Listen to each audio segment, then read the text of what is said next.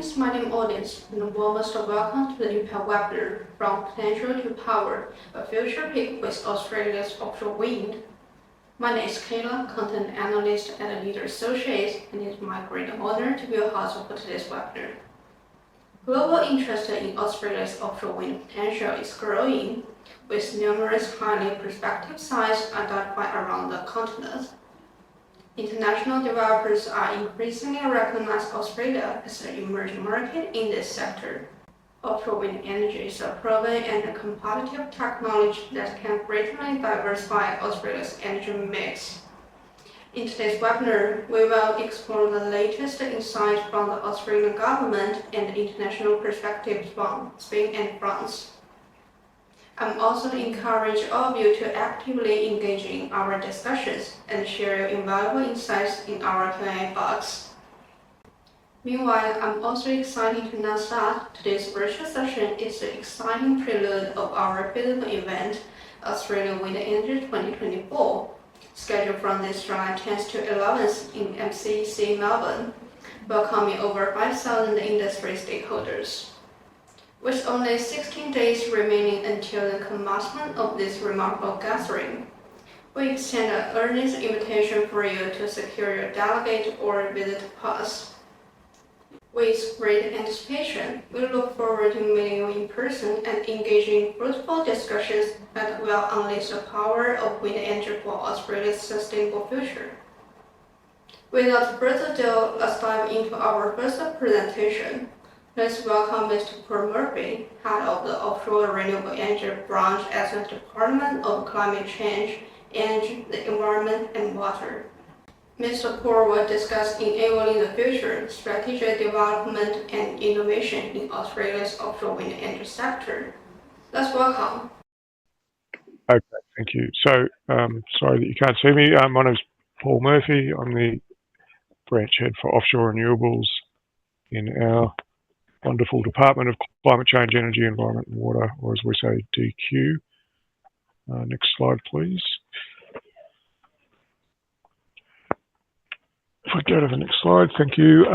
So I'd like to start by acknowledging the traditional owners for the wonderful lands we live on in Australia. For me, it's Renewable country around Canberra. I acknowledge traditional owners and those with close connections to the country, pay my respect to elders past and present, and extend that respect to Aboriginal and Torres Strait Islander people joining us today. Next slide, please. So our legislation, the Offshore Electricity Infrastructure Act, commenced 2 years ago. In that time, we have looked at declaring 6 areas around Australia. The purpose of declarations is essentially to zone parts of the ocean as being suitable for offshore wind. Our Minister, Chris Bowen, has declared now 4 of those 6 areas, being Gippsland, Illawarra, Hunter and the Southern Ocean. The remaining 2 areas we've conducted consultation and are working through the feedback we've received from the communities. Once declared, we invite applications from companies for feasibility licenses to enable development. They're assessed against regulated license criteria. It's a competitive process. In Gippsland, which is probably will be our biggest area for offshore wind, we've now offered 12 licenses to developers with potential power of up to 25 gigawatts. We've also Minister's made a preliminary decision for 1 license off the Hunter, which is pending further consultation, but would add another 2 gigawatts.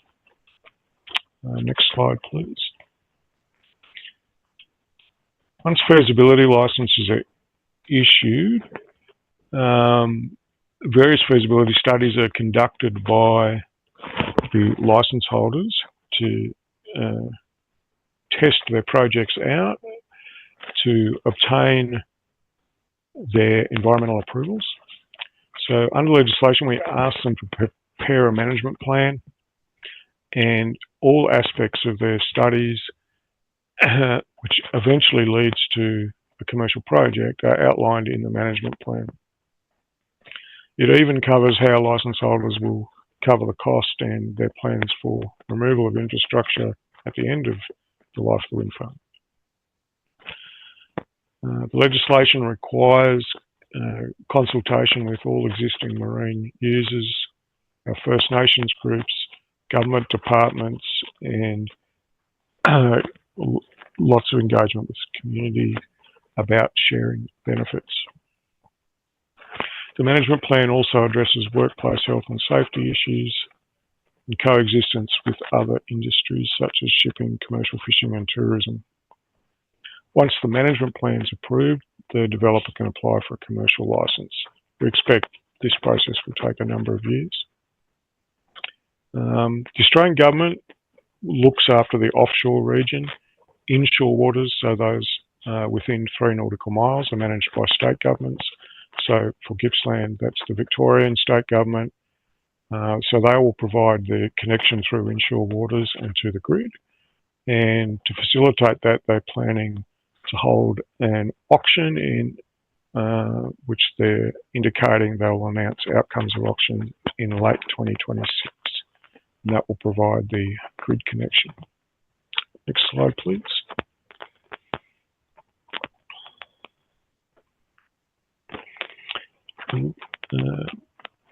We're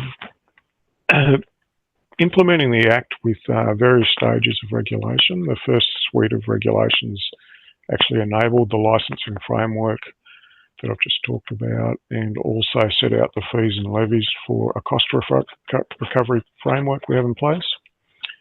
We recently released the second stage of regulations, which outline the detail of management plans and how developers will manage environmental and social impacts.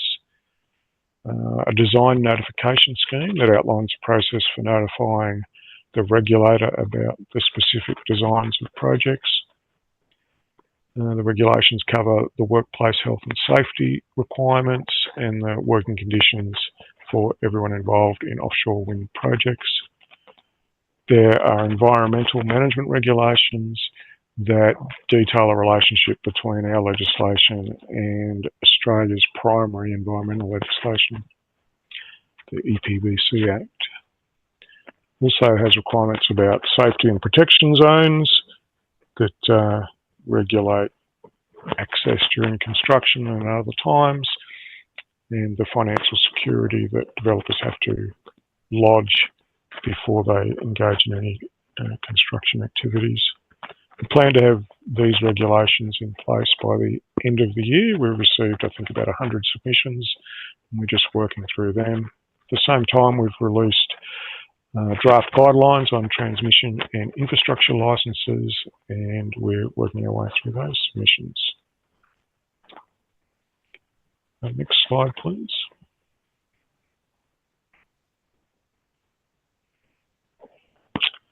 There's a ministerial council that has our minister, Minister Bowen, and all his counterparts from state governments on both energy and climate roles, and they oversee Australia's climate mitigation and our electricity system. That council has established a national offshore renewables working group. In that group, we work with all state governments, and in particular, we're looking at workforce, supply chains, policy and regulatory alignment, and enabling or increasing, I think, social and cultural license. We also have bilateral meetings with each state government, which we hold regularly. Next steps. Next slide, please.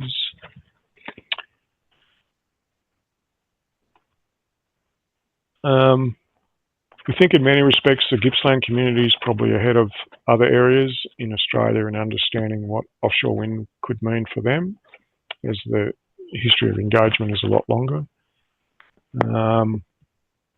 So we're really mindful of the ways in which the industry will develop and what opportunities that they will afford for local communities.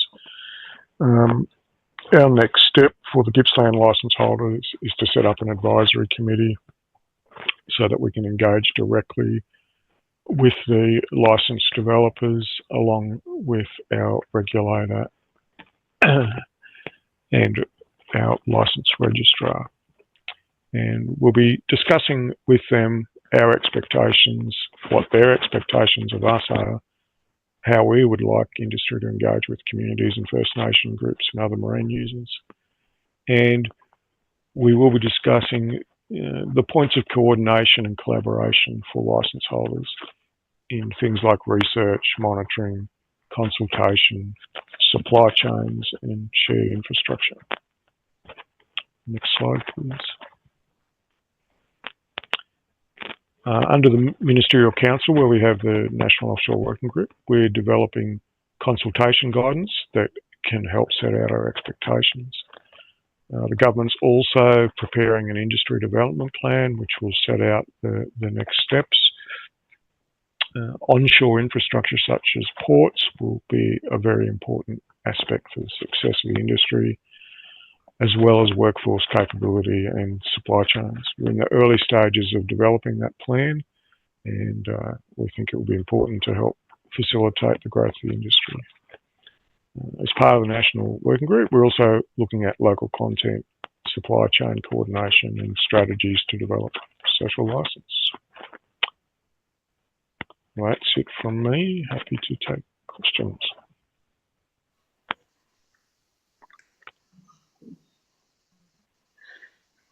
Thank you, Mr. Ford, for updating the details of our government's efforts and the support. And here we have got some questions from our audience. The first question for you is, how can Commonwealth and the state governments best work together to progress offshore wind in Australia? Yeah, we know we have to work very closely with our state governments,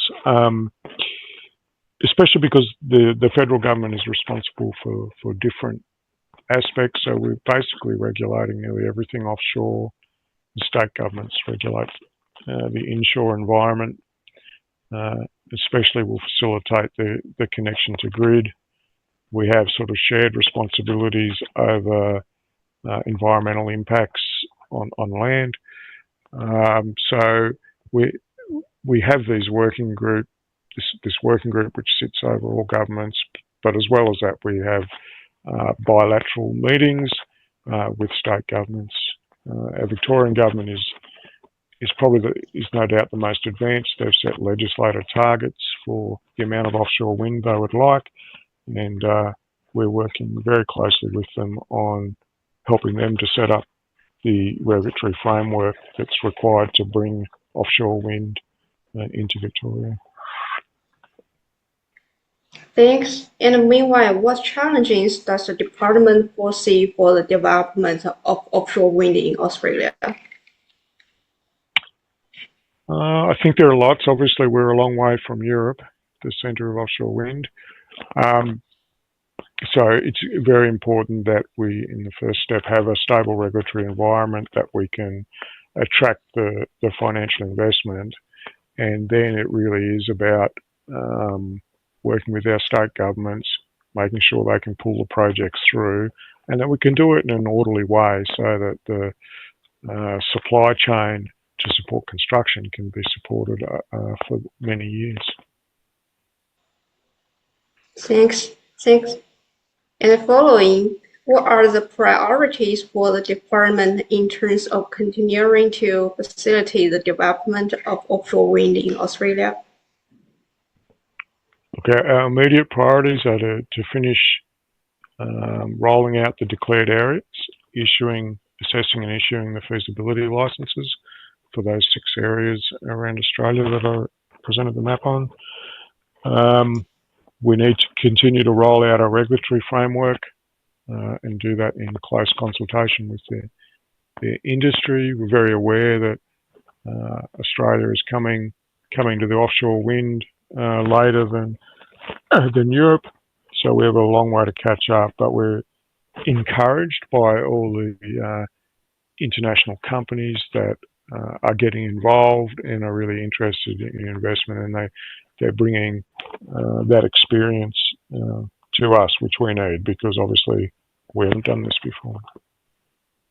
Thank you for a very detailed answering. And the last question for you is, how can international cooperation enhance Australia's development of offshore wind from your perspective? Oh, look, without the international community, we wouldn't be where we are today. We started off with research to guide the sort of legislation that we'd need to put in place in Australia, and that engagement has continued ever since. We really do have wonderful relationships through the major countries in Europe that are running offshore wind and making all the parts, etc. We also have good engagement in the Americas with developments there, and establishing good relationships in Southeast Asia, where we think will be a huge future market. But essentially everything we do relies on collaboration, because, you know, other countries have done this before, and they really can help us avoid pitfalls and adopt the best possible approaches. So yeah, I think it's in our DNA, if you like, that we really are reaching out and getting a lot of help and assistance from other countries. Thank you, Mr. Paul, for your kind answer to all of these questions. And your expertise has certainly shed light on the path forward for Australia's offshore wind energy sector. Thank you again for your participation. Thank you, Kayla, and thanks everyone for your time. Thank you. And following Mr. Paul, we will hear from Mr. Daniel Fernández, a market analyst at the Economic and Trade Commission of Spain, Australia. Mr. Daniel will speak on contributing to Australia's energy transition, the role of international players. Hi, Daniel. The stage is yours. Hello, Kayla. Thank you so much. Hi. Hello, everyone. Okay. Do I need to share my screen, or? Yes, you can share your screen. Sounds good. Okay, 1 second.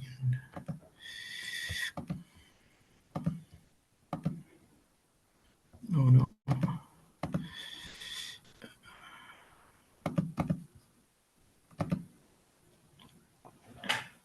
Okay. Can you see the slides? Yes, please. Okay, perfect. So, hello everyone. My name is Daniel Valiente Fernández, and I'm a market analyst at the Economic and Trade Commission of the Embassy of Spain in Australia. We are the executive arm of the government of Spain for business purposes. And well, thank you so much for having me here today to talk about the role of international operators, in this case Spain, in contributing to the energy transition in Australia. I would like to begin today by acknowledging the traditional custodians of the land on which we are meeting today, and pay my respects to the elders past and present. And I extend my respect to the Aboriginal Torres Strait Islanders peoples here today. Here you can see the points that I'll be addressing in this presentation. The slides have a lot of information that I'm not going to be able to analyze in just 15 minutes, but the presentation, I hope it will be uploaded for you to check after today's session. And I would like to start by highlighting the main capabilities of Spain wind energy industry, because it is stronger than ever, with more than 30 gigawatts of total installed wind capacity that cover almost 1/4 of the electricity demand, which is like the energy consumed in Spain. Although we have seen an upward trend in the past years, 23 was a special year for Spain because the new installed capacity was inferior to the 2022 one, although the wind power production was, of course, higher because of all the new installations that we had. One of the main advantages of Spain is its geography. because it allows both onshore and offshore wind farms. And in fact, because of this geography, out of the 50 Spanish regions, 47 have wind power generation that supplies electricity for 17 million homes in Spain. In the screen, you can see a dynamic map that you can access through the link on top to see the more than 1,000 wind farms and more than 20,000 wind turbines that we have in Spain. And because of the strong commitment of Spain with this renewable energy, wind power generation was the leading technology in the energy mix in 2023. During this year, the industry accounted for 0.5% of Spain's GDP, and it employed nearly 4,000 people, both in directly and indirectly related jobs. It helped decrease the emission of carbon dioxide by more than 30 million tons, and it contributed to reducing the price of electricity by 120%, representing a gross saving of more than 5 billion euros. In this table, you can see how the wind sector has contributed to Spain's GDP throughout the last years. There is so much information, so I'm not going to go into detail. I'm just going to say that if we compare the GDP contribution of the wind energy sector to that of other sectors of activity, we can see that it is in line with some relevant industries in Spain, such as extractive industries, and it is more than double than other important ones such as fishing and aquaculture or cooking and oil refining, although it is far from the 12 billion of the automotive industry. Regarding the international presence of the Spanish wind industry, I would like to point out that Spain stands out when it comes to manufacturing offshore wind towers. And in fact, 2 years ago, in 2022, almost 3/4 of all the towers that were manufactured in the European Union were made in Spain. As a result of this, Spain has a strong presence in the international stage. As of 2023, the Spanish exports reached 2.5 billion euros in the wind sector, and the country was the fifth largest exporter of wind turbines in the world. Although the value of goods and services has remained quite stable in the past years, especially after COVID, the electricity exports have boosted the total exports value. And if we compare the exports of the wind energy sector with those of other sectors of the Spanish economy that are quite relevant, such as footwear, wine, or virgin olive oil, we can see the relevance of this industry. When it comes to imports, the wind energy sector is reducing Spain's dependence on foreign energy and avoiding the import of 86.1 million barrels of oil. And as a result, the trade balance is positive and reached nearly 900 million euros in 2022. If we consider the international context, nowadays, the total installed wind capacity in Europe is of 272 gigawatts. And that means that in Europe, 19% of electricity comes out of wind power, while in the world is of 1,020 gigawatts. If we take into consideration only the new wind energy capacity installed in 2023, Spain ranks second in Europe and fifth in the world, which is an amazing number. And what are the companies that are making this possible? Well, let me introduce you to the recently published Spanish wind industry catalog, which is available both in Spanish and English, published by the Spanish Wind Business Association and ICEX, the Spanish Agency for Trade and Investment. The main purpose of this publication is to give visibility to Spanish companies in the onshore and offshore wind industry on the international stage. So if you take a look at it, you can find all the description of the companies, their products, services, contact details, and it can be downloaded for free through the link that you can see in the screen. One of the main features of this catalog is the fact that it covers the entire value chain of the industry.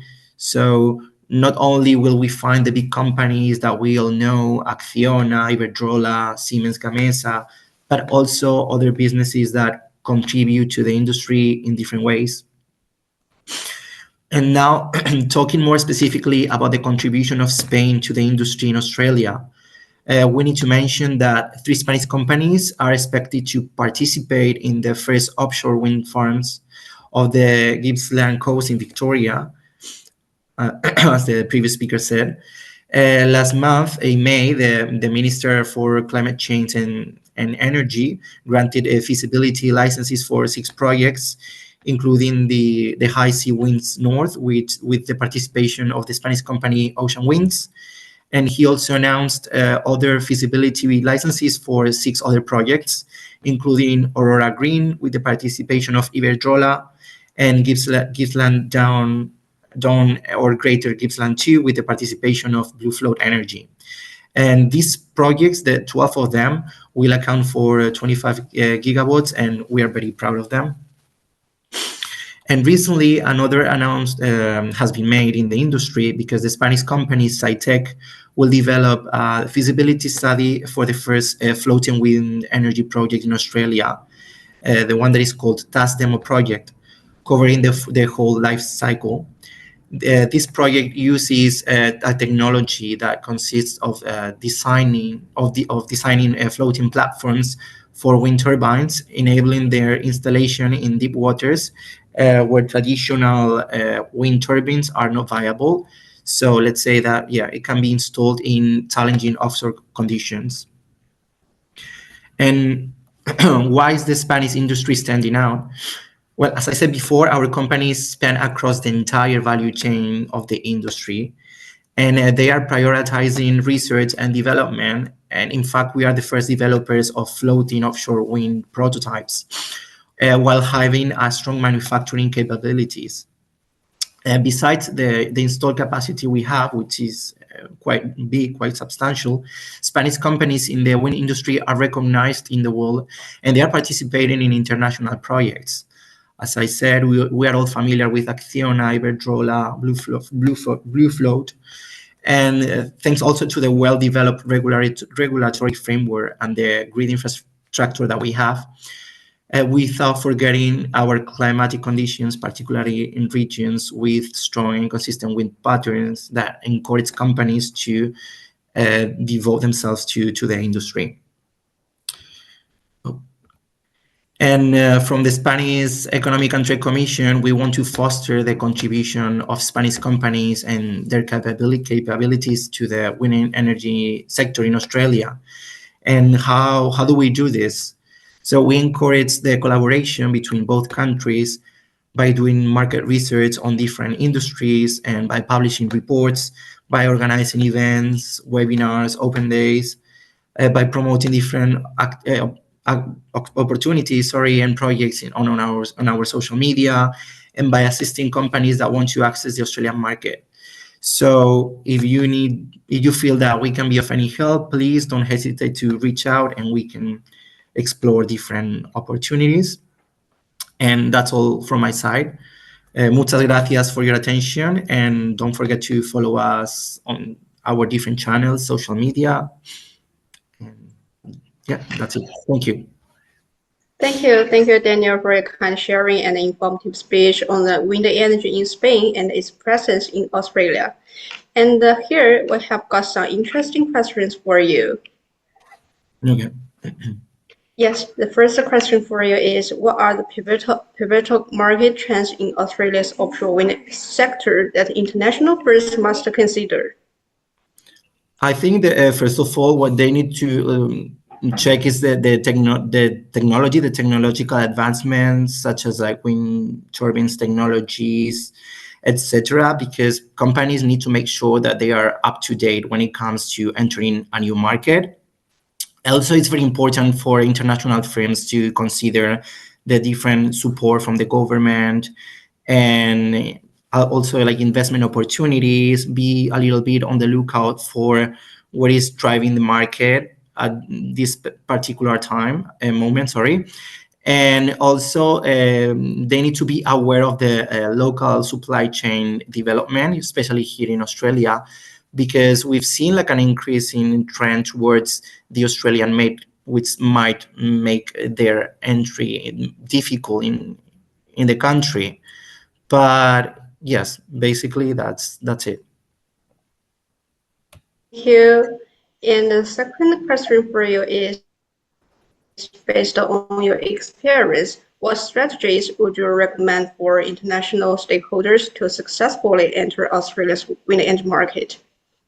I think the main strategy that I would recommend would be a strategic partnership with local firms, collaborations with local stakeholders, because they are going to facilitate the access to local knowledge, networks, regulatory expertise, and they're also going to allow them to be engaged with the community, with the agencies.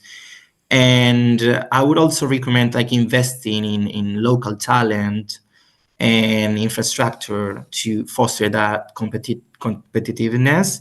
And it's also important to take into account that it's always better when they tailor technologies and they adapt them to the Australian market. Thank you. And the last question for you is, from your perspective, how do you think international participation enhance Australia's wind energy landscape, and what advantages do they offer?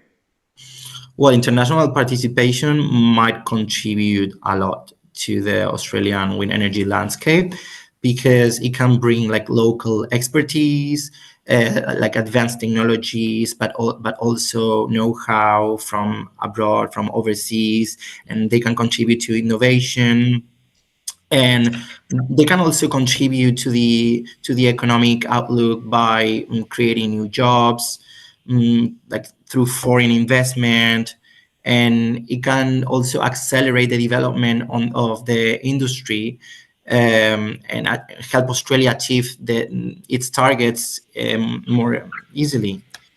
So in so many different ways. Thank you. Thank you so much for your insightful answers, Daniel. And your insights have expanded our understanding of the international dynamics within renewable energy landscape. Thank you. No worries. Unfortunately, Ms. Probaxa, coordinator for the French-Australia Centre for Energy Transition at Expertise France, is unable to join us due to illness. We will still share her insights through a brochure on France's offshore wind experience, which should be a valuable resource. And how time flies now as our webinar comes to an end, we sincerely extend heartfelt thanks to our distinguished speakers, Mr. Paul and Mr. Daniel. Your discussions today have not only highlighted the immense potential of offshore wind energy in Australia, but also emphasized the importance of a collaborative sprint for its success. And we are grateful to Ms. Pro for the material he will be providing, which will be a valuable addition to our discussions.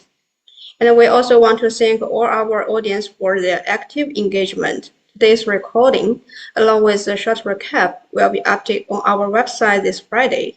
If you have any comments or feedback, please feel free to contact me. Once again, please remember that today's webinar is also an exciting prelude of our physical event, Australian Wind Energy 2024, scheduled from this July 10th to 11th in MCEC Melbourne, welcoming over 5,000 industry stakeholders. With only 16 days remaining until the commencement of this remarkable gathering, we extend an invitation for you to secure your delegate or visit pass. With great anticipation, we look forward to meeting you in person and engaging in fruitful discussions that will unleash the power of wind energy for Australia's sustainable future. Thank you for joining us. And this is all for today's webinar. See you next time. Bye, Daniel. Bye, Ms. Ford. Bye. See you soon. Yeah. Bye. Have a good day.